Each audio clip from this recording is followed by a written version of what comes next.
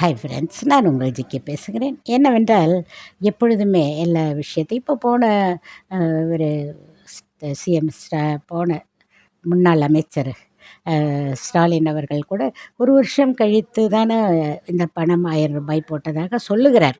நான் அதையெல்லாம் வாங்கவில்லை, சொல்லுகிறார்கள். அதுபோல சற்று பொறுமை காண்பியுங்கள். எந்த அரசியலாக இருந்தாலும் அவர்களுக்கு ஒரு வீட்டை நம்மளால் பராமரிக்க முடியவில்லை. இது ஒரு நாடு. இந்த நாட்டை போய் உட்கார்ந்து அதில் சம்மந்தமில்லாத ஒரு மனிதர் சி சிஎம் விஜய் அவர்கள். அதில் உள்ளே நுழைந்து அதை எல்லாத்தையும் பார்த்து இந்த அளவுக்கு அவர் செய்திருப்பதே பெரிய விஷயமாக நிறைய மக்கள் கருதுகிறார்கள். அதையெல்லாம் அதற்குள்ளேருந்து தெளிந்து வந்து இது இப்படி பண்ணணும், இது இப்படி பண்ணணும்னு வர்றதுக்கே எனக்கு தெரிந்து 6 மாதம் 1 வருஷம் பிடிக்கும். இவ்வளோ குயிக்காக இவ்வளோ வேலைகள் பார்த்திருப்பதே பெரிய விஷயம். அதையெல்லாம் மக்கள் புரிந்து கொண்டு சற்று பொறுமையாக இருந்தால் நிச்சயமாக நல்லது நடக்கும் என்று நாம் நினைக்கிறோம்.